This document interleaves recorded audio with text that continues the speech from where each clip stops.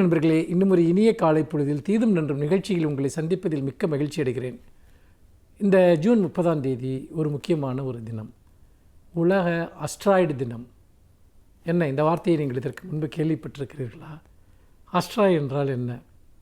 பொதுவாக பூமிக்கு இருக்கக்கூடிய பல்வேறு விதமான பிரச்சனைகள், மனிதர்கள் உருவாக்கக்கூடிய பிரச்சனைகள், இதையெல்லாம் பற்றி நாம் நிறைய இந்த நிகழ்ச்சியில் பேசியிருக்கிறோம்.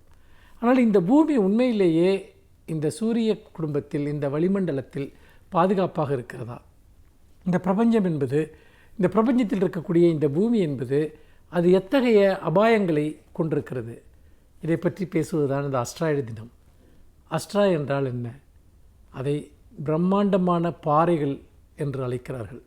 அதாவது விண்வெளியில் சுற்றி கொண்டிருக்கக்கூடிய பாறைகள். எங்கே இருக்கின்றன இந்த பாறைகள்?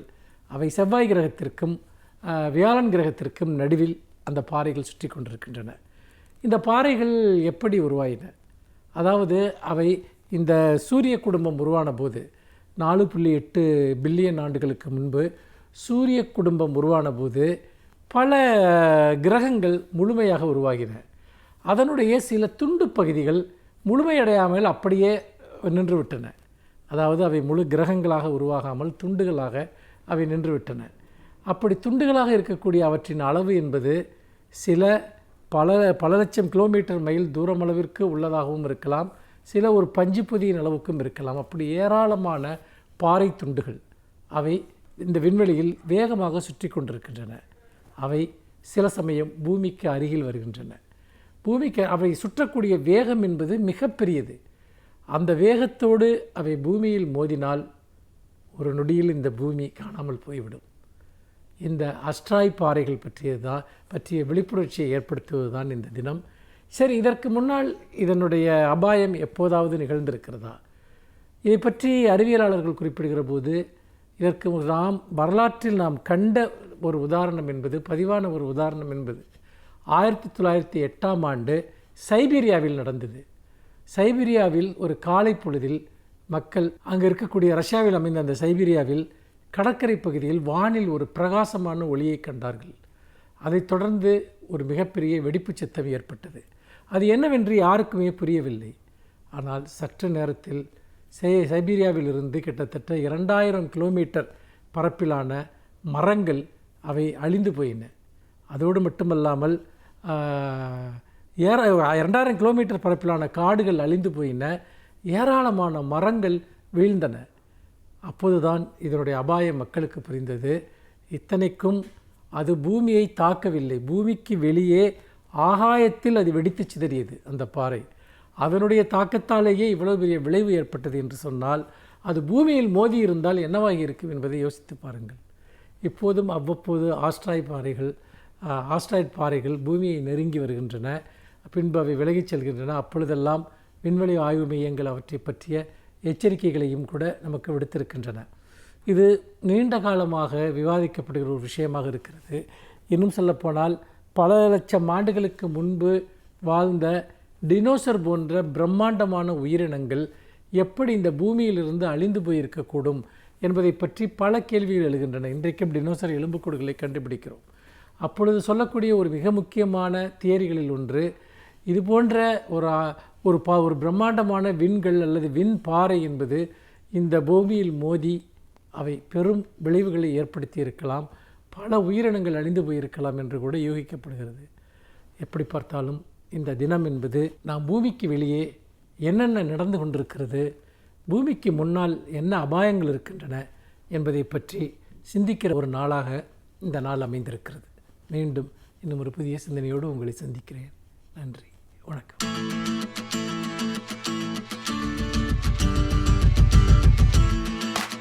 அனைவருக்கும் என் அன்பு வணக்கம். இன்றைக்கு உலகம் முழுவதும் பல்வேறு பகுதிகளில் பல்வேறு போர்கள் நடந்து கொண்டே இருக்கின்றன. ரஷ்யா உக்ரைன் மீது தாக்குதல் நடத்திற்று. பிறகு இஸ்ரேல் லெபனான் மீது தாக்குதல் நடத்தியது. அதற்கு பதிலடியாக ஈரான் இஸ்ரேலை தாக்கிற்று. அமெரிக்கா எங்கள் படைகள் இஸ்ரேலுக்கு ஆதரவாய் வரும் என்று சொன்னது. இப்படி உலகம் முழுவதும் பல்வேறு போர்க்களங்களை நாம் பார்க்கிறோம். மிகப்பெரிய காரணங்கள் அவற்றுக்குள் இருக்கின்றன என்று கூட சொல்ல முடியவில்லை. இதற்கு காரணமில்லை என்று நாம் ஆதங்கப்பட முடியாது. உலகப் போர்களே சில நேரங்களில் மிகச் சாதாரண காரணங்களில் தொடங்கி உலகம் முழுவதும் அழிந்து போவதற்கு காரணமாக இருந்தன. எனவே இப்போதும் அப்படி போர்கள் நடந்து கொண்டிருக்கிற போது நமக்கு ஐக்கிய நாடுகள் அவை என்ன செய்கிறது அல்லது அதனால் என்ன செய்ய முடியும் என்கிற கேள்வி எடுக்கிறது. இந்த கேள்வியை சிந்திப்பதற்கு அக்டோபர் 24ஆம் தேதியை விட பொருத்தமான இன்னொரு நாள் இருக்க முடியாது. காரணம், அந்த நாளில் தான் அது முறைப்படி பதிவாயிற்று. 1945 ஜூன் மாதத்திலேயே இப்படி ஐக்கிய நாடுகள் அவையை உருவாக்குவதென்று கையெழுத்தானாலும் கூட அது முறைப்படி இயங்கத் தொடங்கிய நாள் 1945 அக்டோபர் 24. இரண்டாவது உலகப் போரால் எத்தனையோ அழிவுகள் நேர்ந்தன என்றாலும் அந்த அழிவுகளுக்கு பின்னால் தோன்றிய ஒரு நல்ல வெளிச்சம்தான் இந்த ஐக்கிய நாடுகள் அவை. இனி உலகம் முழுவதும் போர் வேண்டாம் என்கிற எண்ணத்திலே தான் அது உருவாக்கப்பட்டது. முதல் உலகப் போர் முடிந்து இரண்டாம் உலகப் போர், கோடிக்கணக்கான மக்கள் இறந்து போனார்கள், நாடுகள் எல்லாம் சேதமடைந்தன. வெற்றி பெற்ற நாடுகள், தோல்வியடைந்த நாடுகள் என்கிற வேறுபாடுகளெல்லாம் இல்லாமல் எல்லா நாடுகளுக்கும் சேதம் பொதுவாக இருந்தது. உயிர் இழப்புகளும் உடைமை இழப்புகளும் எல்லா நாடுகளுக்கும் பொதுவாக இருந்தன. எனவே அப்படி ஐக்கிய நாடுகள் அவை இரண்டு நாடுகளுக்குள் சண்டை வருமானால் அதை தீர்த்து வைப்பதற்கு, சமாதானம் செய்வதற்கு, மீறி போனால் தன்னுடைய படைகளை அனுப்பி அந்த எந்த நாடு விதியை மீறுகிறது என்று கருதுகிறதோ அந்த நாட்டை அடக்குவதற்கு என்றெல்லாம் திட்டமிடப்பட்டது.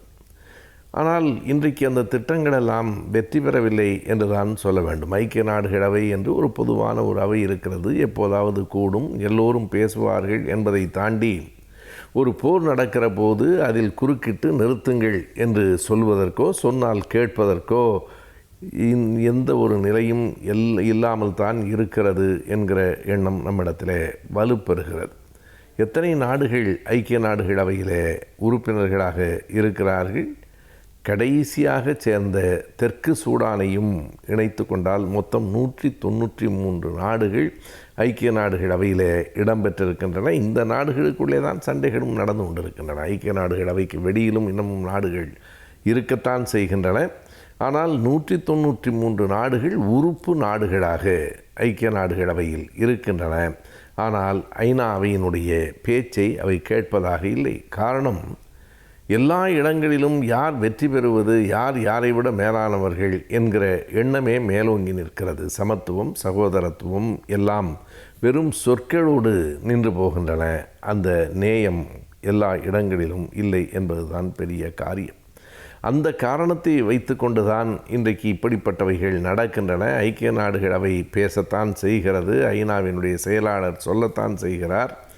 ஆனால் அதை எந்த ஒரு நாடும் தன் காதில் போட்டு கொண்டதாகவே தெரியவில்லை என்பது வேதனையாகவும் வருத்தமாகவும் இருக்கிறது.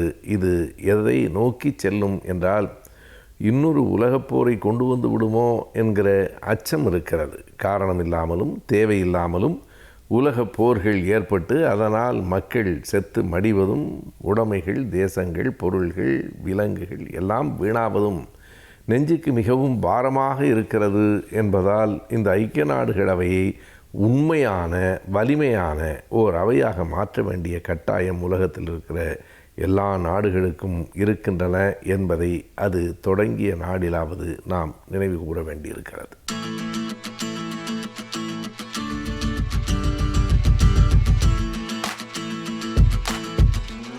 கலைஞர் டிவி நேயர்களுக்கு வணக்கம். இன்றைக்கி நம்ம முதியோர்களுக்கான தடுப்பூசியை பற்றி ஒரு சில நிமிஷம் பேசணும். இப்போது தடுப்பூசினாலே நம்ம எல்லோரும் என்ன நினைக்கிறோம்? குழந்தைகளை பற்றி தான் நினைக்கிறோம். அப்படி நினைக்கிறது ரொம்ப தப்பு. தடுப்பூசிங்கிறது எதுக்கு போடுறது? பாதுகாப்புக்காக, அதாவது ஒரு வியாதி வராமல் இருக்கிறதுக்காக.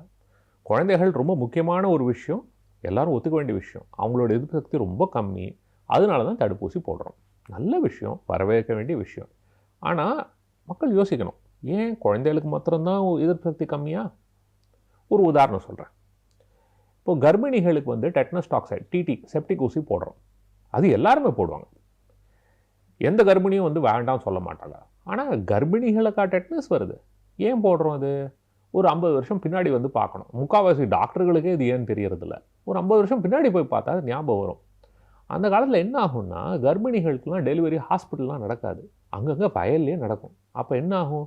இந்த தொப்புள் கொடியாக இருக்கிறதுக்கு அவங்ககிட்ட ஸ்டெரைலாக வந்து ஸ்பெஷலாக பிளேடெல்லாம் வச்சுருக்க மாட்டாங்க. இந்த அருவா கத்தி எதாக இருக்கோ அதை வச்சு வெட்டுவாங்க. என்ன ஆகும்? டெட்டனஸ் வரும். முக்கியமாக குழந்தை தப்பிக்கிறது ரொம்ப கஷ்டம். சில சமயம் அம்மாவுக்கு ஆபத்தாக முடிகிறதுக்கு வாய்ப்பு இருக்குது. இது வராமல் இருக்கிறதுக்காக தான் இந்த டிடி இன்ஜெக்ஷன், செப்டிக் இன்ஜெக்ஷன் எல்லா கர்ப்பிணிகளுக்கும் போடணுங்கிறது வந்து ஒரு விதிமுறையாக செஞ்சோம். அது போட்டதுலேருந்து பாருங்கள், குழந்தைகளுக்கும் இல்லை அம்மாவுக்கும் இல்லை, இன்ஃபேக்ட் அது எதுக்கு போடுறோங்கிறதே யாருக்கும் தெரியறதில்ல.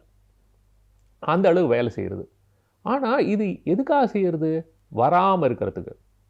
வயசு பொறுத்தது இல்லை, அந்த ரிஸ்க்கை பொறுத்து இருக்குது. யாருக்கு ஆபத்துங்கிறதோ அவங்கள பாதுகாக்கணுங்கிறதுக்காக செய்கிறது. எதுக்காக அவ்வளோ தூரம் சொல்கிறேன்னா, எதிர்ப்பு சக்திங்கிறது வந்து ஒரு சமநிலையில் இருக்கிறது இல்லை. பிறக்கும்போது நம்ம எதிர்ப்பு சக்தி ரொம்ப வீக்காக இருக்குது. ஏன்னா நிறைய கற்றுக்க வேண்டிய விஷயம். வருஷங்கள் ஆக தான் நம்ம எதிர்ப்பு சக்தி ஓரளவுக்கு மெச்சூரிட்டி, அதாவது வளர்ச்சி அடையும். அதுக்கு தான் இந்த தடுப்பூசியெல்லாம் போட்டு அதுக்கு வந்து எஜுகேஷன், அதுக்கு வந்து சொல்லி கொடுக்குறோம். அதே மாதிரி வயசாக அது தானாகவே திரும்ப இறங்க ஆரம்பித்தோம். ஸோ முதியோர்களுக்கும் வந்து எதிர்ப்பு சக்தி குறையிறது சகஜம். இந்த மாதிரி இருக்கும்போது அவங்களுக்கும் இந்த மாதிரி வியாதிகள் வரத்துக்கான வாய்ப்பு ரொம்ப ஜாஸ்தி. ஆனால் அவங்களோட பாதுகாப்பை பற்றி யாருமே பேசுறது கிடையாது. இது கொஞ்சம் கவலையான விஷயந்தான். ஏன் இதை சொல்கிறேன்? இப்போது நிமோனியா ஊசி வந்து குழந்தைகளுக்கு இப்போ போட போகிறாங்கன்னு சொல்லிட்டு இருக்காங்க. வரவேற்க வேண்டிய விஷயம். ஆனால் இப்போ இந்த நிமோனியா காய்ச்சல்னு பார்க்கும்போது குழந்தைகளுக்கு வரத்துக்கு வாய்ப்பு அதிகம். ஆனால் இதனால் உயிர் சேதங்கிறது ரொம்ப ரொம்ப ரொம்ப ரொம்ப அபூர்வம்.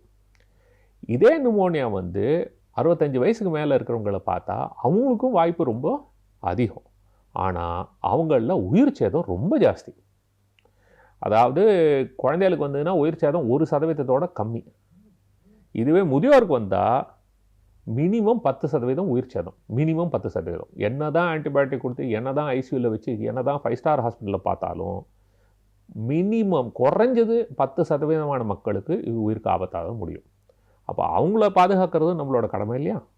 அதை பற்றியும் சில பேர் நிறைய பேர் யோசிக்கணும். இதில் நிறைய விஷயங்கள் இருக்குது. இது அந்த வியாதிங்கிறது மாத்திரம் இல்லை.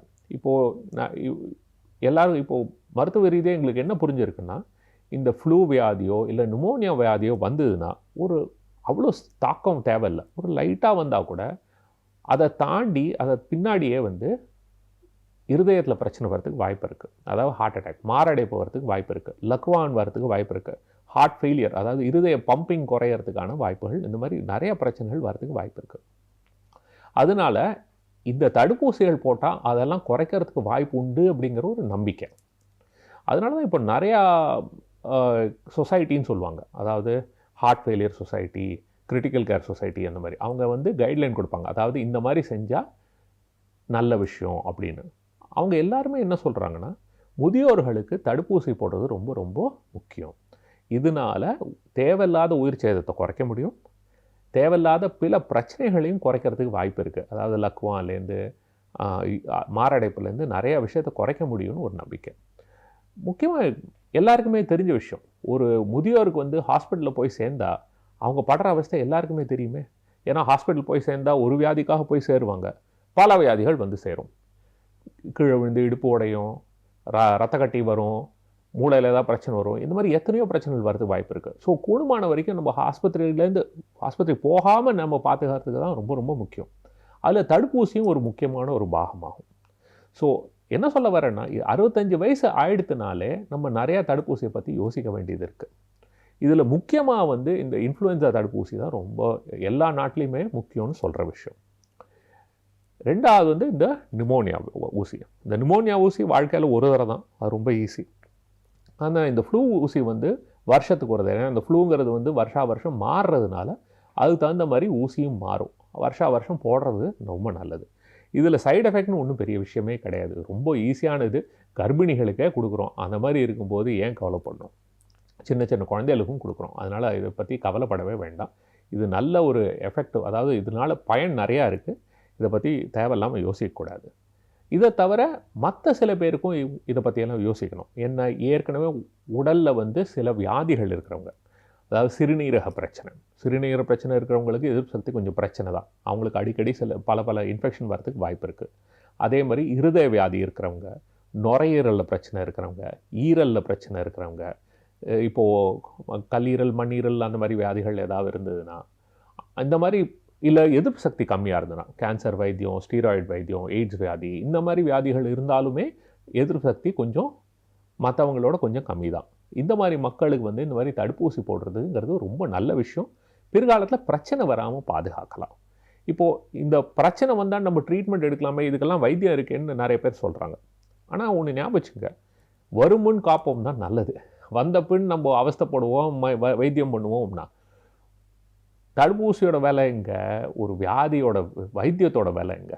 ரெண்டாவது, என்னதான் பர்ஃபெக்ட் வைத்தியம் பண்ணாலும் நான் சொன்ன மாதிரி ஒவ்வொரு வியாதியிலும் ஓரளவுக்கு உயிர் சேதம் இருக்குது. அதை குறைக்க முடியாது. அதை குறைக்கணும்னா அதுக்கு ஒரே வழி வராமல் பார்த்துக்கிறதுக்கு தான்.